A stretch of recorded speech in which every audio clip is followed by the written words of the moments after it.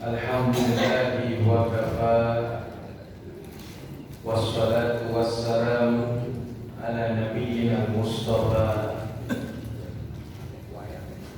wa ala alihi wa ashabihi wa ummatihi ahlus sidqi wal wafa. Allahumma shalli wa sallim wa barik ala hadha nabiyyil karim Muhammadin sallallahu alaihi wasallam. Subhanallah wa bihamdihi, subhanallahil azim, adada khalqihi wa ridha nafsihi wa zinata arshihi wa midada kalimatihi. Allahumma astajib du'ana innaka antal wahhab. Mari sama-sama kita mulai yang pertama dengan niat beriktikaf. Nawaitul i'tikaf fi hadzal masjid ma'dudun bi. Niat yang kedua adalah niat thalabul ilmi. Rabbi zidni ilma warzuqni fahma. Setelah Allah kasih ilmu, Allah juga kasih pemahaman. Niat yang ketiga adalah silaturahim. Semoga hadirnya kita di masjid ini bisa menjadikan umur kita lebih barokah, bisa menjadikan badan kita ini lebih kuat untuk beribadah. Mari sama-sama kita mulai dengan baca Bismillahirrahmanirrahim. Sedikit resum dari ayat surat Ibrahim surat 14 ayat 13 sampai dengan 18. Di ayat 13 sudah menjadi jawaban tentang pertanyaan yang sering muncul di hadapan kita. Kenapa Bani Israel, dalam hal ini orang-orang kafir atau Yahudi, tega melakukan genosida, pembunuhan terhadap masyarakat Palestina di Gaza, hingga kekejamannya di luar nalar manusia. Di Quran sudah disebutkan bahwa jangankan orang yang tidak dikenal, yang dikenal saja dibunuh sama mereka, yaitu nabi-nabi mereka. Dari 124.000 nabi yang kira-kira mungkin 70.000 nabinya adalah Bani Israel, itu sebagian besar mati terbunuh oleh umatnya sendiri. Jadi kalau kita kemudian kok mereka tega ya tega lah, nabinya saja dibunuh. Di Al-Baqarah disebutkan yuqatiluna anbiya'ahum, mereka membunuh para nabi-nabi mereka. Apalagi orang yang tidak dikenal, yang dijajah. Tetapi kemudian disebutkan bahwa Allah pasti akan menghancurkannya. Ketika kaum muslimin memohon kemenangan, wastaftahu wa khaba kullu jabarin, maka jangan pernah berhenti memohon kemenangan. Bisa jadi kemenangan itu dikabulkannya bukan dari doa kawan-kawan Gaza, tapi kawan-kawan yang memiliki solidaritas di seluruh dunia. Hati-hati, jangan pernah putus. Makanya saya alhamdulillah kalau imam subuh harus kunut nazilah, itu sudah berazam. Kalau kunut nazilah, kemarin khotib di Masjid Az-Zikr Pesona Kayangan, ternyata imamnya kan sudah ada di jadwal. Imamnya ternyata sholat Jumat juga dia kunut nazilah dan sudah berjalan hampir 1 tahun di masjid. Masya Allah ya. Itu kalau khotib itu depan saya Pak Haji Najjar, depan saya kaget juga, ternyata sudah hampir 1 tahun lebih mereka kunut nazilah. Jadi jangan berhenti itu aja. Di surat Ibrahim juga semakin kita memperjelas bagaimana Nabi Ibrahim berjuang apa? Mengajarkan tauhid, berdakwah mengajarkan tauhid. Memang kisahnya di surat As-Saffat. seperti kisah sebelum kisah tentang Urban kan. Nah, ketika para petinggi Namrud itu pergi ke suatu Korea, Nabi Ibrahim tidak diajak, kan dia itu gubernur, kan Nabi Ibrahim itu gubernur yang jadi nabi. Jadi kalau gubernur cocok jadi nabi, presiden nggak cocok. Ini gubernur yang jadi nabi. Kan dia dikasih wilayah kan sama Namrud. Nah itu begitu pergi semua, berhala-berhala yang ditinggal di kampung itu hancurin semua sama Nabi Ibrahim. Wah, hancur. Pakai kapak beliau, hancur semua. Disisakan yang satu yang paling besar. Lalu kapak itu digantung di situ. Ulanglah mereka melihat Tuhan-Tuhannya udah mati, hancur, dan langsung menuduh ini pasti perbuatan Ibrahim. Hakim panggil dia, sidang, langsung dituduh, kamu yang menghancurkan berhala-berhala. Bukan saya. Bukan saya. Lalu siapa? Di mana? Kapaknya ada di mana? Kapaknya ada di mana? Dia tanya coba. Bagaimana mungkin dia menghancurkan? Dia sudah tahu dia nggak bisa ngapa-ngapain. Kenapa kalian sembah? Sudah tahu sistem itu dibuat manusia, dia bisa mati sendiri oleh manusia itu. Tapi kenapa kita menuhankan sistem?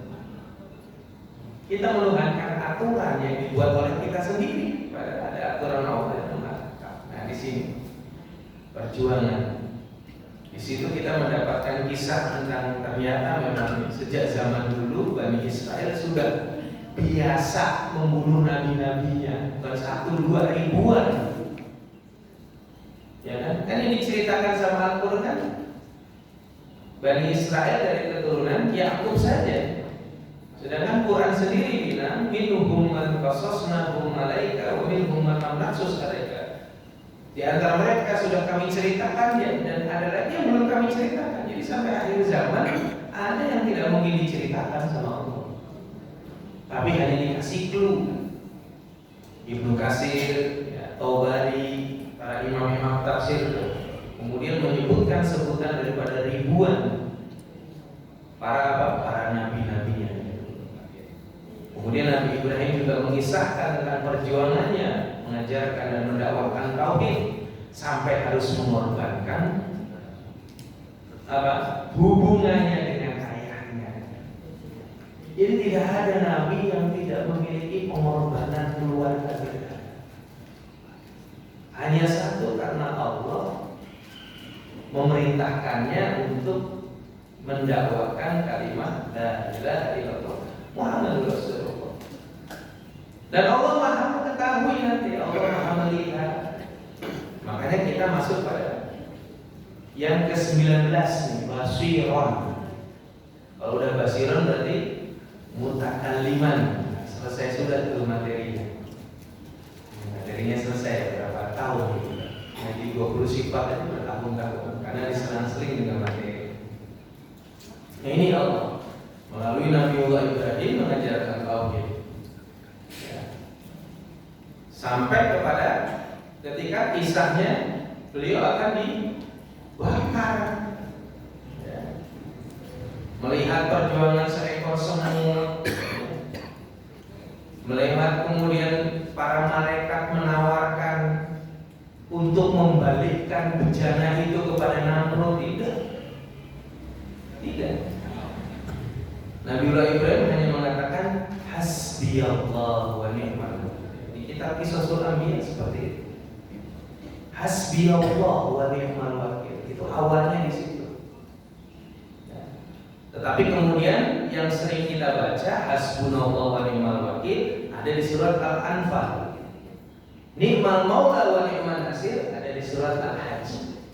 Nah, ternyata itu gabungan para ulama setelah mereka mentadaburi, dibacalah itu. Makanya kalau pengen bisa berangkat haji, salah satunya amalin 2 surat ini. Al-Anfal sama surat Al-Hajj. Karena sekarang porsinya kan rebutan. Makanya Al-Anfal itu kayak perang, kalau rampasan perang, rebut-rebutan porsi. Maka harus baca Al-Anfal. Ya. Baru kita sampai kepada Al-Hajj. Hasbunallah wa ni'mal wakil, ni'mal maula wa ni'mal nasir. Dari situ Nabiullah Ibrahim ketika ditawari itu, tapi tidak, biar prosesnya berjalan, akan dia hadapi. Karena itu baru inisiatif malaikat yang dikasih sedikit akal untuk merespon keadaan Nabi. Sama seperti malaikat Jibril diberi kesempatan oleh Allah untuk merespon keadaan Nabi Muhammad, menawarkan untuk menggulung kaum Taif. Sama, dan malaikat Jibril juga menawarkan, gimana kalau bejana ini saya balikkan kepada Muhammad. Biar proses itu berjalan. Lihat, para nabi dengan akalnya yang sempurna mampu mendefinisikan sebuah keutamaan daripada perintah Allah. Ini pasti inisiatifmu kan? Jibril juga, ini pasti inisiatifmu, bukan perintah Allah. Perintah Allah adalah hadapi. Begitu sudah di titik dekat dia harus masuk ke dalam bejana itu, barulah Allah memerintahkan. Udah tak perlu lewat Jibril lagi. Kuni pada wassalam ala Ibrahim. Akhirnya paman zat yang harusnya panas bisa dirasakan dingin oleh. Makanya orang yang lagi greges, cuaca 42 derajat, badannya dingin. Itu lagi dapat tawarannya Nabi Ibrahim alias demam. Ya kan pernah kan rasanya, ini perasaan panas kok badan menggigit. Itu Allah mampu. Gimana kalau hukum hukum fisikanya adalah jika seluruh bumi ini panas, maka di sekitarnya panas. Dengan Allah nggak bisa. Suhu kita bisa dingin. Tapi lihat, ketika kita berada di sebuah kutub, tubuh kita malah hangat. Siapa yang bisa menciptakan proses berbeda ini kecuali Allah? Iya. Makanya kan tubuh kita ini akan mencerna makanan ketika sudah sesuai dengan suhu tubuh. Dia akan dicerna dengan mudah kalau sudah sesuai dengan suhu tubuh. Makanan dingin masuk dulu, dihangatin dulu baru dicerna. Makanan hangat bisa langsung dicerna. Dan pelajaran inilah kemudian kita bisa tahu bahwa Nabiullah Ibrahim dan Nabiullah Muhammad menjalankan perintah benar-benar memposisikan dirinya sebagai manusia yang berakal. Walaupun tanpa mengatakan sebenarnya manusia lebih mulia daripada malaikat. Ya. Tapi lihat sekarang Taif menjadi sebuah provinsi yang memiliki ketahanan pangan, sayur-sayur itu semua dari Taif yang didatangkan ke Mekah, Madinah yang kita makan kalau lagi umrah itu di sana mereka nanamnya di Taif. Dan sedemikian rupa dan sedemikian rupa. Nah, Allah Maha Basir. Allah itu Maha Basir. Ya. Di awal kita sebutkan basar kalam, kalau ini basiron mutakaliman. Dia sifat ke-19.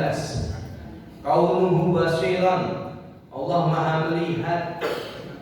Allah Maha memperhatikan. Jadi mustahil bagi Allah kalau tidak tahu. Innallaha ya'lamu ghaibas samawati wal ard wallahu basirum bima ta'malun. Surat Al-Hujurat. Sesungguhnya Allah mengetahui apa-apa yang gaib di langit dan di bumi, dan Allah Maha melihat apa yang kamu kerjakan. Sinonim atasnya merupakan bagian dari pembahasan dari ulumul Quran, yaitu lafaz basar, melihat, bukan nazar. Kalau nazar hanya dengan mata. Tapi kalau bakso itu tahu semua, tahu yang nyata, tahu yang tidak nyata. Mengetahui yang nyata, yang zahir, yang tidak nyata, yang ada di dalam hati. Ya'lamu ma tuqinul anfus. Dia tahu apa yang terbetik dari setiap nafsu. Makanya ada namanya sakit zahir, ada sakit batin. Ya, sakit zahir, sakit batin. Sakit zahir itu apa? Gores luka. Ya. Sakit zahir itu apa? Keceklik. Ya, itu sakit zahir. Sakit zahir itu apa? Mules. Tapi pusing. Tapi kalau sakit batin, aku nggak mau ketemu dia lagi. Nah, ini sakit batin. Karena tiap kali dia datang pasti, Bu, ini udah tanggal 30. Gak suka aku sama petugas bank kan gitu. Ya iyalah, ngapain suka sama petugas bank. Ya itu sakit batin, batin kan sakit. Ya.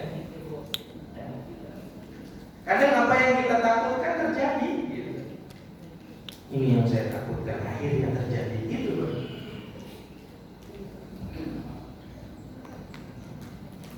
Jadi tahun 2003 saya mengabdi di Medan.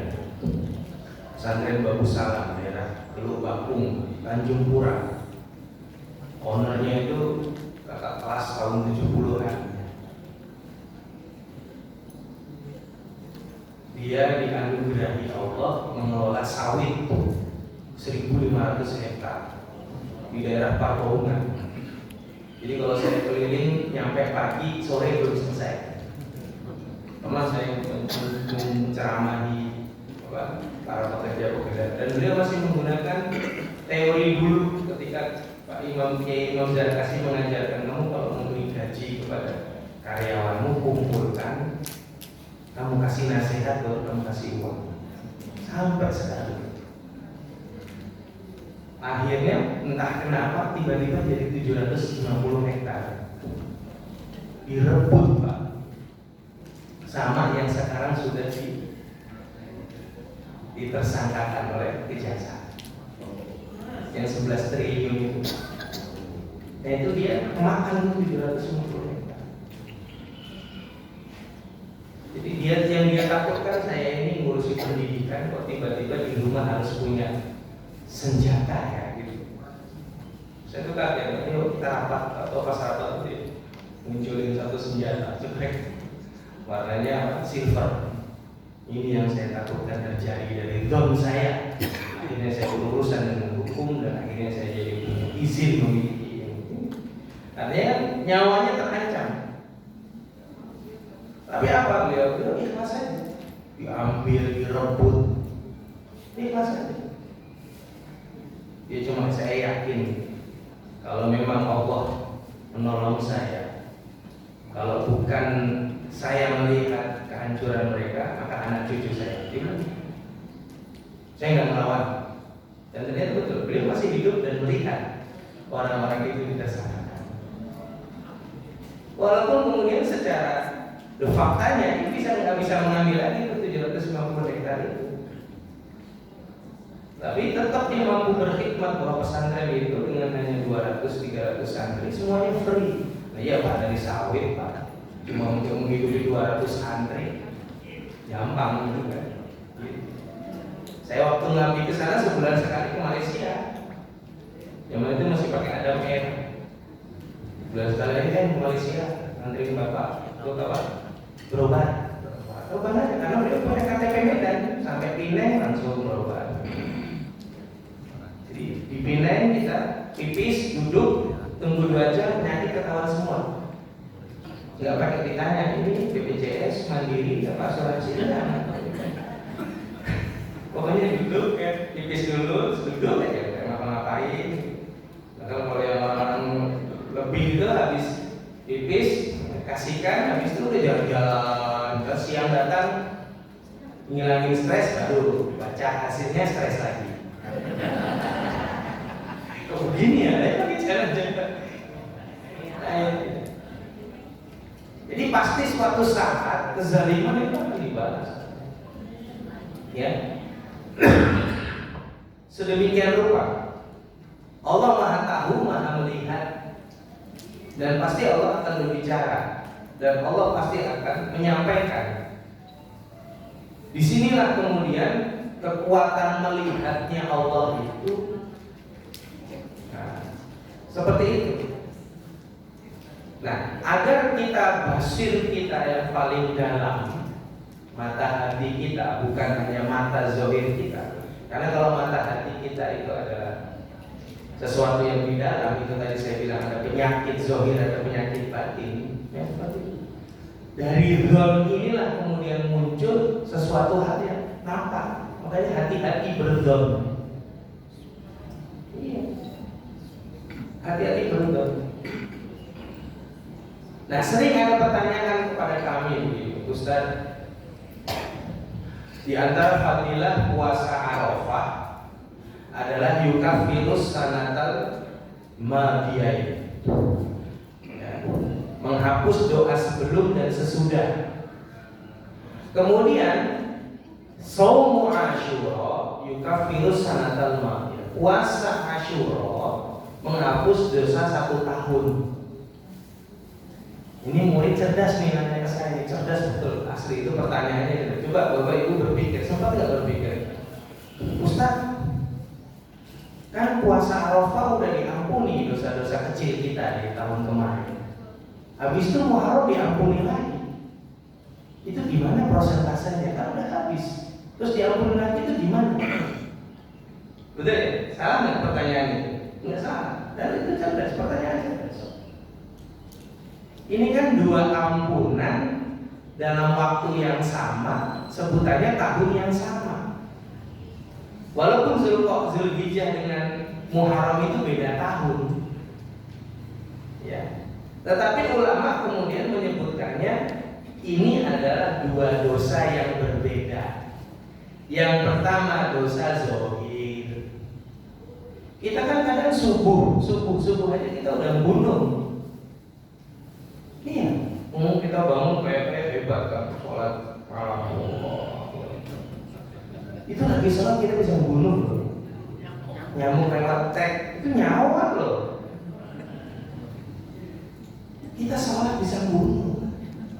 Itu dosa kecil, itu dosa harusnya biarin aja. Paham ya? Kita juga Israel punya senjata kimia, kita juga punya senjata kimia. Baik, Bos. Kita ingin tidur, kita tidur sambil bunuh. Itu makhluk Allah. Iya. Imam Hanafi itu tidak pernah memotong rumput, tidak pernah. Ya Imam Syafi'i yang melakukan itu. Udah itu ekosistem biarkan saja.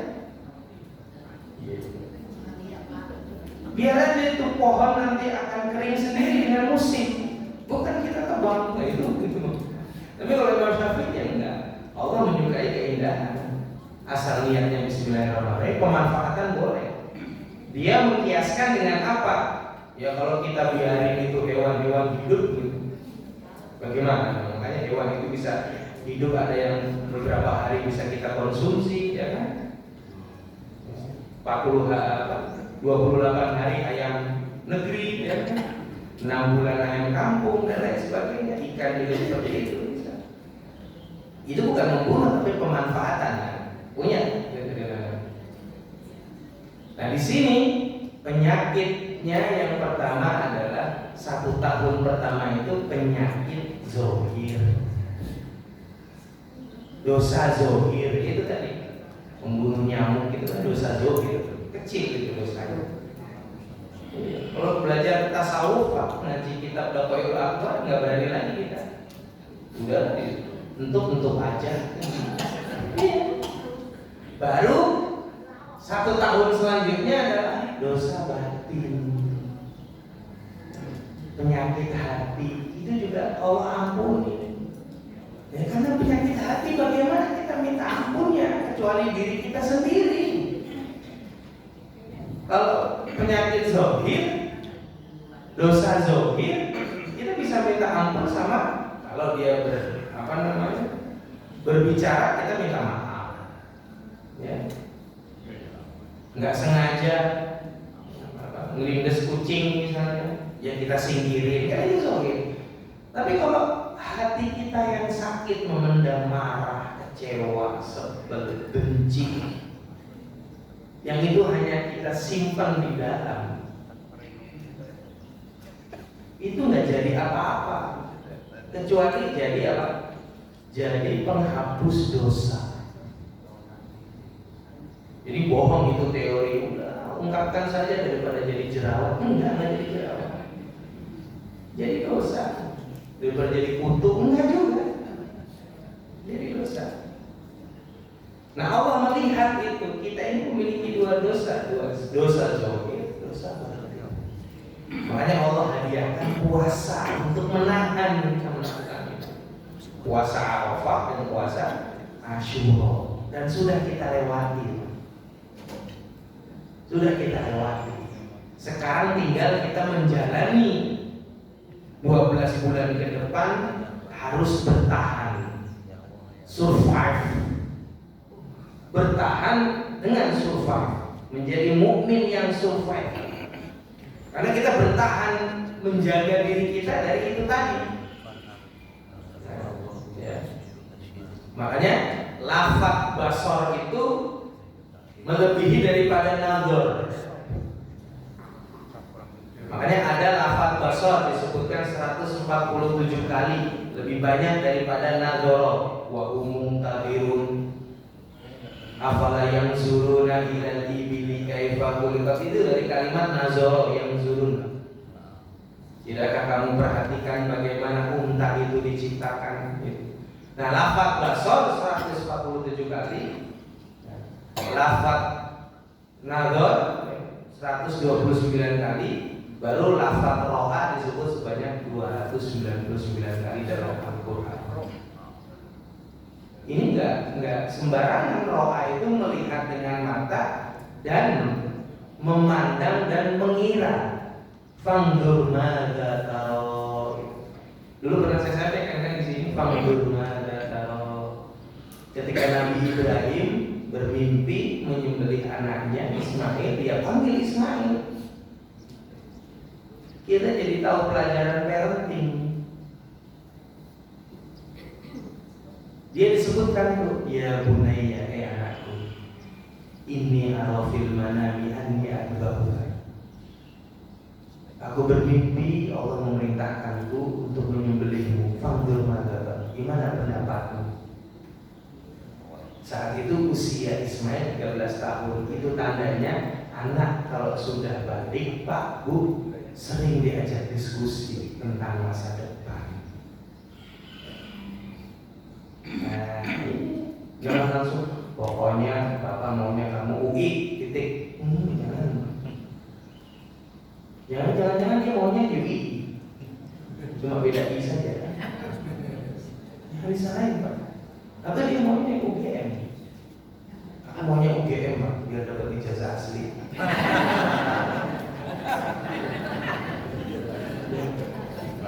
Ini saya viral dikit ya, intermezzo. Iya, artinya anak tuh diajak diskusi coba. Ismail yang 13 tahun udah diajak diskusi, sering-sering kan kita. Pokoknya kamu harus menyantren, enggak gitu. Kalau udah musim Mei, Juni, Juli, di timeline YouTube juga akan berseliweran tuh iklan-iklan pesantren. Nanti anak sendiri yang tiba-tiba bilang, ayah, kayaknya seru ya pesantren ya. Iya seru. Emang kenapa? Ya aku mau lihat-lihat aja. Ulur aja, Pak. Ulur dulu, jangan langsung kamu mau pesantren terus langsung kita peluk. Jangan. Tahan. Ulur. Oh, kamu mau lihat-lihat, kamu mau kemana kamu?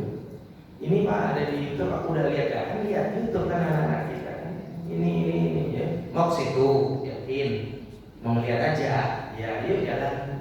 Ajak dia survei. Lihat. Biarkan dia memutuskan sendiri, Pak. Ya, jalan itu kita yang ngasih. Ya. Jalan ina hada sabili. Jalan ini kita yang ngasih, dia mereka yang memutuskan. Juga kayak gitu.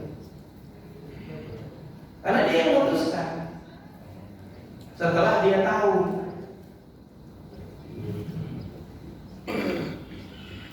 Nanti kita tahu tuh kurikulum di sebuah sekolah gitu. Nah sekarang coba kurikulum di pesantren itu kelas 9 sudah belajar bulughul maram. Nanti kelas 11 atau kelas 2 SMA dia masuk kitabun nikah. Dia masuk kitabun nikah tentang syarat-syarat nikah. Nah kalau sekolah umum kan nggak belajar, sehingga nanti dia tidak bisa anak itu mengetahui bagaimana memilih suami, memilih istri. Beda kan nanti anak usia 11 tahun di pesantren, anak usia 17 tahun di pesantren nanti belum nggak bisa. Ketika kita ini saja nanti berdampak dari apa yang dia kerjakan. Wa man yahtadi fa inna ma yahtadi li nafsi, biar jalan itu. Nah, proses inilah yang kemudian dari kalimat roka ini, bagaimana pendapatmu wahai Ismail? Karena dia sudah diangkat menjadi nabi. Qala ya abati fa'al ma tu'mar. Kerjakan apa yang diperintahkan. Satajiduni insyaallah minas shabirin. Engkau akan menemukanku bersama orang-orang yang sabar. Udah siap mati. Beda kan kalau Nabi Ibrahim nggak pakai parenting, beda kan? Nggak pakai nanya. Andai Nabi Ibrahim nggak pakai nanya Nabi Ismail gimana? Ismail, ayo jalan kemana? Bukit. Ntar ayah mau ngasah borok dulu. Nggak tahu dia mau dibunuh, mau dia apa? Bisa dicek kan gitu. Anak kalau sudah bisa berpikir, ajak dia berdiskusi agar dia menggunakan pikirannya. Ajak dia menggunakan pikirannya. Berarti bapak, aku pengen bisnis. Ngomongnya usia 15 tahun. Nah, kan? Keinginannya, kenapa kamu pengen? Karena apa? Temanku ada yang bisnis, dia sukses. Nah, berarti dia masih ikut-ikutan. Temenmu bisnis apa? Kripto. Jangan hanya kripto Maya. Bingung kan jual kripto ya kan? Nah itulah anak-anak itu diajar. Parenting dari Nabi Ibrahim sudah kita pelajari. Roha itu pendapat. Sedangkan Allah basor, di atas daripada nador dan di atas daripada roha. Makanya Allah melihat itu semuanya komprehensif. Dalam memberikan rezeki juga komprehensif. Ya. Semua para nabi rumusnya sama. Ya. Ujian itu sebanding dengan iman. Imannya nabi kan dahsyat-dahsyat. Ujiannya enggak kaleng-kaleng. Kita kan cuma ujian yang tiap tanggal 30 aja.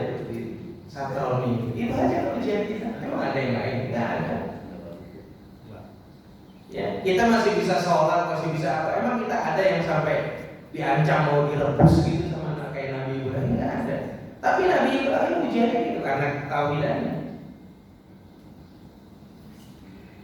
Nabi yang diuji di dasar laut ada, yang diuji di atas laut ada, yang di dasar laut Nabi Yunus, sama-sama di laut.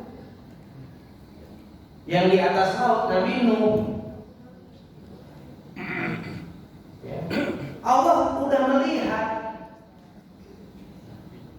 Kamu berusaha saja dulu 950 tahun cuma dapat 100 orang berdakwah. Berarti 100 tahun dapatnya 10. Berarti 10 tahun dapatnya 1. Lumayan. Bayangin tuh. Nabi Nuh tuh berdakwah 950 tahun dapatnya 100. Kita umat banyak sekali. Jadi nyari pengikut itu sekarang gampang. Viral di medsos langsung banyak pengikut. Wah, udah. Langsung kuat-kuat kaya langsung biasa. Nah zaman itu Allah sudah tahu bahwa dia akan didurhakai oleh istri dan anaknya sendiri. Basirohnya Allah sudah ada di situ. Makanya Allah memerintahkan wasna'il fulka bi'ayunina wa wahyina. Kamu buat bahtera 40 tahun sesuai dengan perintahku. Besarnya, tingginya, lebarnya, panjangnya. Bi'ayunina wa wahyina. Aku wahyukan kamu membuat bahtera seperti ini dan akan terus dipantau selama 40 tahun. Makanya Nabi Nuh selama 40 tahun membuat kapal, dia puasa. Nah, Buya tadi itu puasa 40 tahun. Puasa banyak yang puasa 40 tahun ya. Ulama-ulama zaman dulu banyak yang puasa 40 tahun. Kalau Dalail Khairat hanya 1000 hari. Ya, ini 40 tahun. Kurang soleh apa 40 tahun? Ketika hujan datang, banjir mulai banyak. Faqala Nuh ya bunayya arkam ma'ana. Ayo anakku ikut. Nggak mau anaknya, masya Allah. Anak sendiri. Istrinya juga sama. Ya sudah. Ya. Kemudian suruh mengumpulkan setiap pasang daripada hewan-hewan itu. Zaujaini ila man sabaqa alaihi alqawlu minhum. Disebutkan Bismillahi majriha wa mursaha. Inna rabbi laghafurur rahim. Masya Allah. Ya sudah. Kalau sudah diajak tidak mau, ditawari nggak mau, diyakinkan nggak bisa, udah, assalam, lepas. Dan benar, dia mengira kan, sa'awi ila jabalin ya'simuni minal ma'. Aku nggak mau ikut ya, aku mau naik ke gunung aja untuk menghalauku dari banjir ini. Sa'awi ila jabalin. Jabal itu cuma satu. Gunungnya waktu itu cuma satu. Lalu di ayat selanjutnya disebutkan kan Bismillahirrahmanirrahim wa mursaha. Ya. Ini ada di surat Hud. Ada di surat Hud. Kemudian apa? Wa hiya tajri bihim fi maujin kal jibal. Kalau tadi jabal, ini jibal. Jabal itu satu, jibal itu jamaknya. Setelah itu bahtera itu melewati lautan dengan ombak setinggi gunung-gunung. Dan satu gunung yang pasti gelap, Pak. Nah ini disebutkan wakanu minal mughraqin. Mereka termasuk orang-orang yang ditenggelamkan Allah. Dan setelah kisah Nabi Nuh tidak ada lagi ombak segede gunung. Itu sudah ombak yang paling dahsyat yang pernah Allah ciptakan di muka bumi. Setelah itu ombaknya 50 meter, 60 meter, paling banyak 100 meter, 200 meter. Ini ombaknya segede gunung, Pak. Gunung aja berapa tingginya? Dan itu ombak-ombak. Ya kan gede banget itu. Terus kita ternyata disuguhi dengan kapal besar Titanic. Tidak ada apa-apanya sekiannya bahkan Nabi itu. Coba mau jikan jiwa itu. Akhirnya kan dia berjalan tuh. Pagi gelap kan? Gelap itu. Ya ketika gelap itulah akhirnya Nabi Nuh mendapatkan wahyu untuk menyampaikan kepada pengikutnya, bertahanlah kalian. Wa qul istaghfiru rabbakum innahu kana ghaffara. Yursilis samaa 'alaikum midrara wa yumditkum bi amwalin wa banina. Udah banyakin istighfar saja di kapal. Ini akan semakin kencang. Udah mah disuruh istighfar. Mereka mau makan nggak boleh. Padahal ada ayam, ada kambing, ada sapi, ada kerbau sepasang nggak boleh makannya Nabi, gimana kita lapar. Mereka bertahan dengan istighfar, minum air laut, yang sakit minum urinnya mereka, yang sakit pencernaan makan kotorannya mereka, dicampur dengan air laut. Coba begitu mereka bersandar, mendapatkan new life. Ya kan? Yursilis sama alaikum midrar wa yumditkum bi amwali wa banin. Akhirnya sawah-sawahnya tanah-tanahnya subur, dan mereka dari 100 orang itulah kemudian memiliki keturunan-keturunan yang hebat. Karena kemudian apa, Nabi itu melihatnya enggak mungkin Allah memerintahkan suatu perintah kecuali yang terbaik. Di sini yang menyangka siapa? Anaknya menyangka. Zon. Nah ini loh. Ini kan kembali Pak. Anaknya menyangka dia ke gunung bisa selamat. Yang dihukum itu sangkaannya. Yang dihukum itu sangkaannya. Kenapa? Bisa jadi Nabi Nuh memaafkan Kanan karena kesalahannya durhaka sama orang tuanya, memaafkan. Dia Nabi, pemaafnya lebih daripada kita. Tapi karena dia melawan Allah dengan mengatakan, menyangka bahwa dia akan selamat, jadi yang dihukumi Allah sangkaan, zonnya. Nabi Yunus juga dihukum karena sangkaannya. Di surat Al-Anbiya disebutkan, wa dhannuni idza dhahaba mughadiban. Dan ingatlah ketika Nabi Yunus meninggalkan kaumnya dalam keadaan marah. Cuma Nabi Yunus kalimat sangkaannya jelas disebutkan dalam Al-Quran, wa dhanna allan naqdiru alaihi.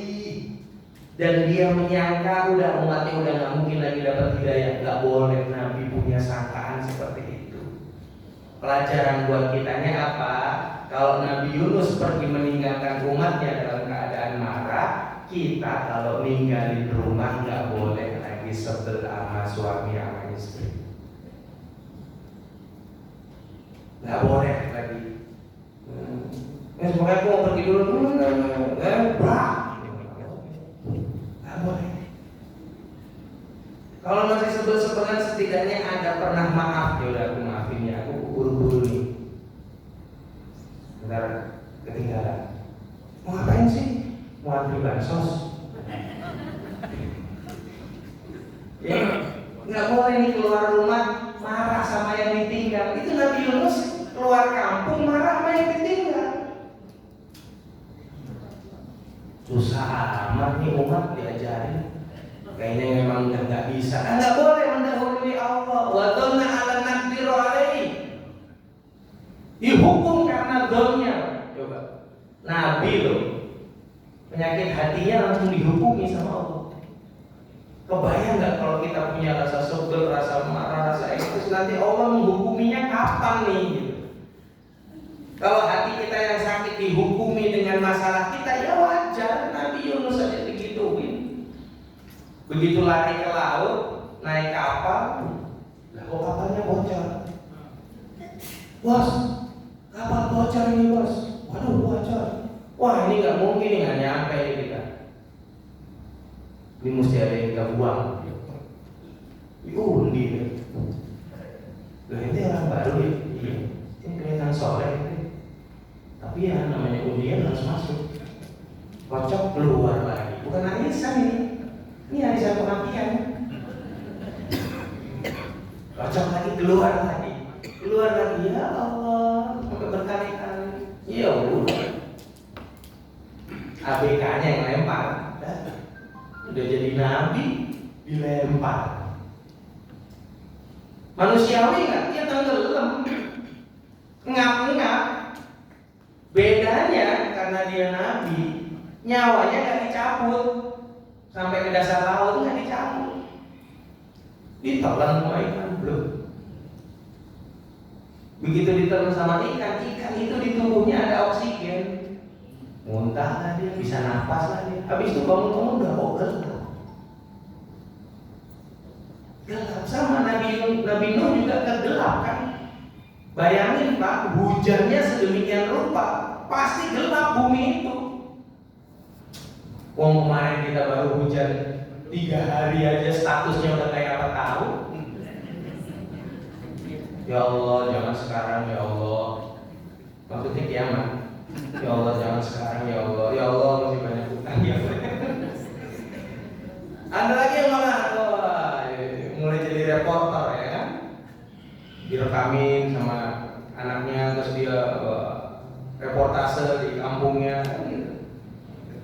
Mobil-mobil keren pada hanyut mana-mana. Itu baru 3 hari Pak. Nah ini 40 hari sedemikian rupa seluruh dunia banjir bandang. Ya, gelap kan? Nabi Nuh gelap, makanya ketika gelap dia baca istighfar. Wa qul istaghfiru rabbakum, beristighfarlah kamu kepada Tuhan. Nabi Yunus fanada fid dhulumati alla ilaha illa anta. Bukan. Dua nabi ini gak dikasih guidance. Emang terus Allah bilang nanti kamu saya kasih hujan, tapi kapalmu arahin ke barat ya. Enggak tahu mana barat mana enggak. Lah ombaknya seperti itu gak ketahuan arah mata angin. Nabi Yunus juga gitu. Ya kamu saya ridhoi meninggalkan kaummu. Nanti kamu masuk ikan nun. Ya. Kamu makan dagingnya setiap hari seibu jari aja, jangan lebih. Nah, tapi itu dilakukan sendiri natural, akal yang berjalan. Akalnya, ya Allah, saya masih dikasih hidup di perut ikan. Tiba-tiba, kok goyang begini? Lapar, ambil, cuil, 40 jumbuan duduk. Ya Allah. Ya. Tiba-tiba mungkin ya ikannya asam lambung. Irisin sedikit asam lambung. Kalau asam lambung pasti muntah. Dimuntahkan. Sesampainya dimuntahkan, ketemu sama pohon labu, ya buah labu, dicampur dengan air kelapa, dimakan sebagai recovery dari lemasnya itu. Makanya kalau lagi lemes cari buah labu sama air kelapa, makan terus minum. Nabi Nuh juga kayak gitu, ya. Di kitab Qishasul Anbiya itu disebutkan begitu bahteranya itu sandar, yang dikeluhkan pertama kali pengikutnya apa coba? 40 hari di laut nggak makan. Kira-kira ngeluhnya apa? Lapar. Di situ sudah suatu daerah yang sudah tumbuh, ya. Lalu kemudian mengambil beberapa biji-bijian, dicampur, direbus, diajarin, kan ilmu masak sudah ada dari zaman Nabi Adam. Rebus, fayakunu tharid, tharid itu bubur, makanya ada bubur Asyura. Itu sejarahnya dari Nabi Nuh. Jangan dibilang bid'ah. Rasul nggak nyuruh, iya Rasul nggak nyuruh, Nabi Nuh yang masak. Makanya ada bubur Asyura. Diselamatkannya di 10 Asyura, dikeluarkan dari ikan Nun 10 Asyura, dibebaskan dari api Namrud 10 Asyura, semuanya itu Asyura semua. Ya, diselamatkan dari kejaran Fir'aun juga, keluar daripada belahan ini juga 10 Asyura. Tapi kita harus tahu kisah itu. Bagaimana mereka kemudian menjadi umat-umat yang survive. Setelah itu umatnya Nabi Yunus menghiasi peradaban dunia, ya, dengan kemampuan apa? Bertani. Umatnya Nabi Nuh menghiasi peradaban dunia dengan kemampuan apa? Menjadi para ahli kayu. Karena Nabi Nuh itu najar, tukang kayu. Najar, kayu banyak. Ya, sebenarnya apa? Lihat melihat Allah. Allah sampai sedemikian rupa mengajarkan, tidak ada guidance. Tapi karena la ilaha illa anta sama astagfirullah, disitulah Allah melihat kan. Nah sekarang kita lihat pada diri kita sendiri. Kita ini sudah dikasih guidance, yaitu Quran dan hadis. Dan Allah masih memperhatikan kita. Setiap dari kita masalahnya beda-beda. Iya. Anak lahir dari rahim yang sama, rizkinya beda. Nah kalau udah tahu ilmu rizkinya beda, mendidiknya sama apa beda? Nah ini debatable. Mendidiknya sama atau tidak? Sama di pondasi, tidak sama di proses. Ya pondasinya ingat bagaimana Nabiullah Ibrahim mengajarkan Ismail. 13 tahun Pak, udah dapat perintah mati. Gitu. Jadi kalau anak tiba-tiba ngeluh karena dibully, ingatkan kisah Ismail, kamu baru dibully. Ismail itu udah lebih daripada itu, udah seharusnya mati. Jadi ujianmu tidak terlalu besar. Ismail kecil hidup dalam keadaan haus. Coba hidup dalam keadaan haus Pak. Nangis haus ini Ismail kecil. Bukan itu saja, kepindahan Siti Hajar dari Palestina ke Mekah, wah itu nggak gampang itu hijrah. Dan semua nabi kan hijrah. Ya. Nabi Yunus hijrah dulu ke laut, balik lagi ke kaumnya. Ya. Karena itu urutannya gitu, karena belum selesai. Nabi Muhammad hijrah juga dari Mekah ke Madinah, hijrah. Sedemikian rupa kemudian Allah mengajarkan kepada para nabinya harus menjadi apa? Harus menjadi iktibar buat kita semua. Harus menjadi iktibar, harus menjadi pelajaran. Oh iya, sampai mana nih hijrahku? Sampai mana ini survive-ku? Bagaimana aku harus survive bertahan? Ketika bertahan, hasilnya bagus. Orang-orang yang bertahan, Nabi Ibrahim bertahan, Nabi Nuh bertahan. Kita kalau tak nyeritain lagi tentang kisah Nabi Yusuf, wah gak bisa. Itu perang saudara, musuh dalam selimut. Coba 13 anak bersekongkol. Jangankan itu ya, kadang yang cuma 3 anak aja beda pendapat bisa nggak saling sapa. Serem gitu. Karena sudah ada kisah-kisah itu. Sampai kemudian dimasukkan ke dalam sumur dan lain sebagainya. Nah, ujian buat kita nggak berat. Ya, sekarang ujian kita yang paling cuma inflasi atau apa, tapi ini tetaplah bertahan. Mumpung waktu berjalan sangat cepat, dekat dengan waktu sholat, fokuslah hal-hal yang mendekatkan diri kepada sholat. Ya. Di Jumat yang lalu ketika kami khutbah sudah sampaikan bahwa hidup itu bukan dari mana saja kita dilahirkan, atau dari cahaya matahari apa yang kemudian kita berada sekarang. Tapi hidup itu ibarat definisi sholat. Dalam Fathul Qorib disebutkan as-sholatu muftatahatun bitakbir wa muhtatamatun bitaslim. Sholat itu dibuka dengan takbir dan ditutup dengan salam. Ulama mengatakan as-sholatu hayatun, sholat itu hidup. Maka hidup ini harus dibuka dengan mengagungkan nama Allah, dengan takbir. Kita hidup langsung dapat azan dari orang tua kita. Dan hidup ini harus ditutup dengan selamat saat kita harus wafat, namanya husnul khotimah. Perjalanan sholat sama dengan perjalanan hidup. Sholat diawali dengan takbir. Kita mengawali hidup dengan takbir juga, bermimpi visi misi kita dengan mengagungkan Allah. Nanti anak ini akan besar atas izin Allah menjadi soleh, ulama, kan membesarkan nama Allah. Barulah perjalanannya dia harus banyak berzikir, perjalanannya dia harus rukuk taat kepada orang tua.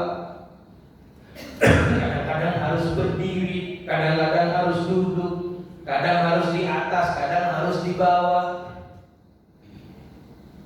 Barulah di akhir dia mengagungkan nama Allah dan mengucapkan salam. Berhentinya sholat sama dengan berhentinya kehidupan kita. Jadi selama masih ada nyawa di badan, jangan tinggalkan sholat. Yang boleh memisahkan kita dengan sholat hanya kematian. Karena nanti kita di surga sudah tidak sholat lagi. Ya iya, kalau sholat di surga Ka'bahnya nggak ada, mau ngadep mana? Ya. Kita udah nggak zakat lagi, kita udah nggak puasa lagi. Ya. Kita tinggal yang bisa kita lakukan di sana cuma baca Quran sama sholawat. Itu yang masih kita bisa baca. Bosan. Kenapa? Bosan. Ada kerjaan bosan. Cuman kita kalau di surga nggak dikasih rasa bosan, ya, nggak dikasih rasa cemburu, nggak dikasih rasa marah. Kebayang kalau cemburu, suami dikelilingi 70 bidadari. Kebayang Pak kalau punya rasa marah. Nanti tiba-tiba kita pas masuk ke surga, istri kita masuk. Kamu masuk, aku mau lapor dulu ke malaikat Ridwan. Saya sama istri saya lagi ya. Sudah capek Ustaz. Itu kalau kita masih punya nafsu udah nggak ada rasa itu udah hilang. Kebayang ya Allah, mereka nggak tahu susahnya perasaan ini, ya, menjaga hidup rumah tangga puluhan tahun. Ya bisa deh. Jadi itu udah beda. Sebagaimana Allah menciptakan kulit yang berbeda untuk merasakan siksaan, tentu Allah juga akan menciptakan rasa yang berbeda untuk menikmati kenikmatan. Nah gitu.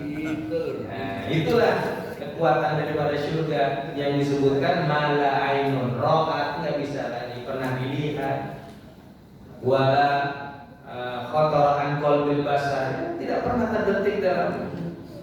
Ya kalau sekarang kan surga dunia tuh ya paling pergi ke Ngerumpin, ya, lihat air terjun sambil apa, kopi, ubi, sama cek saldo, itu udah ngerasa paling, itu udah ngerasa paling bahagia. Oh saya banget kopi, lihat air terjun, istri datang bawa kopi begitu cek saldo.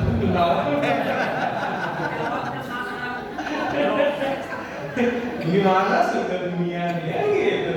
Iya. Ya. Padahal nggak itu, sekarang nikmat yang paling indah tuh ya bisa sholat 2 rakaat sebelum subuh gitu. Ya. Nah, ini basornya Allah. Maka ketika kita menyadari Allah memiliki basor, Allah punya penglihatan, maka ibadah kita harus berdasarkan basornya Allah.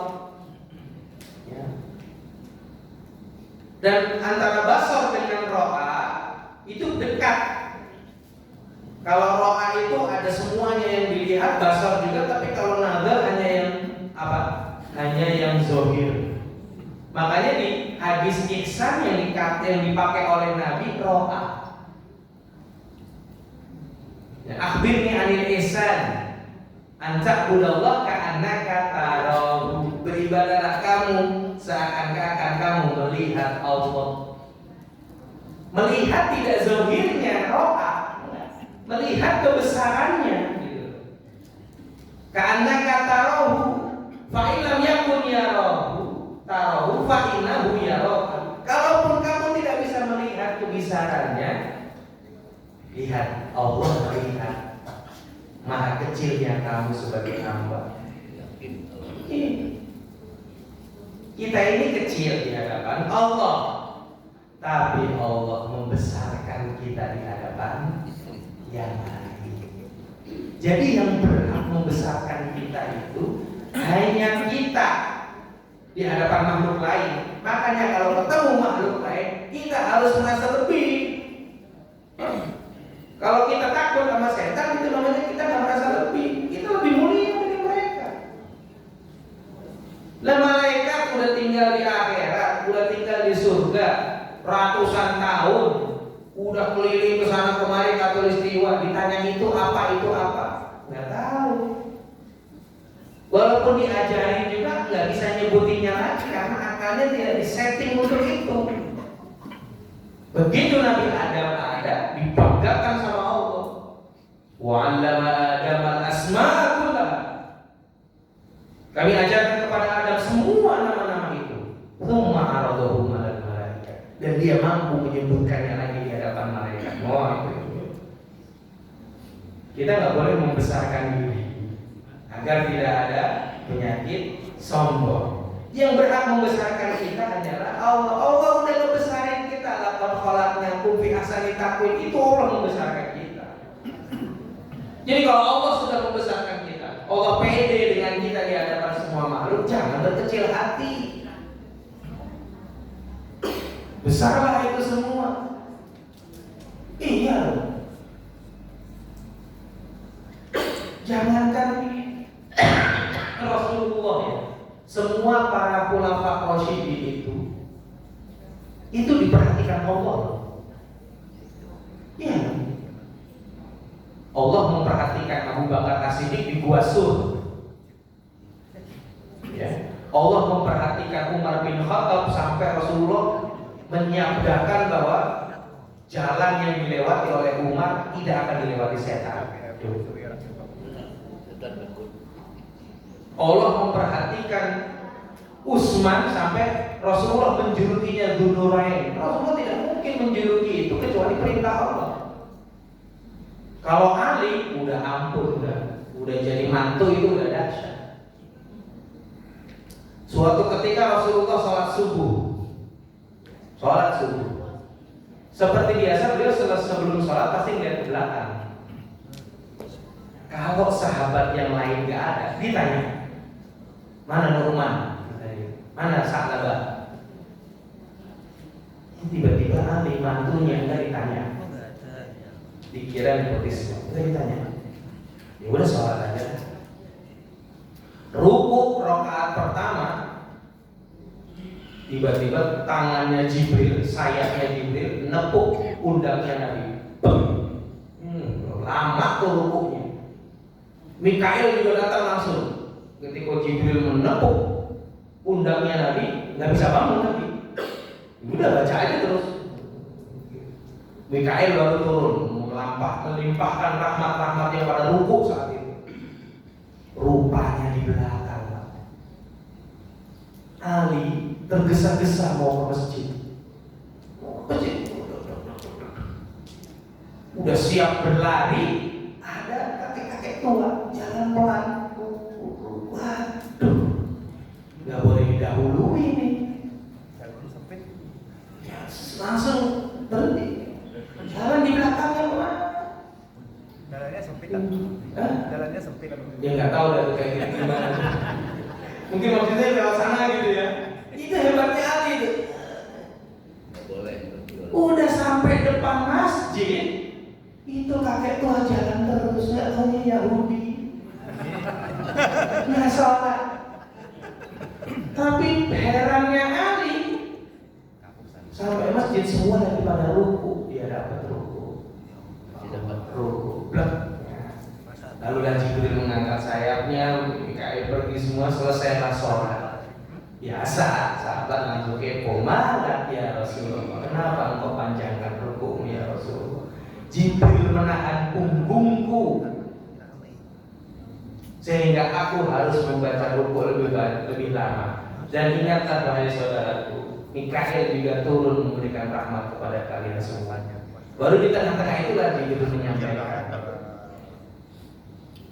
Jibril menahan ruku'ku atas perintah Allah karena Ali tidak mau mendahului langkah seorang kakek tua.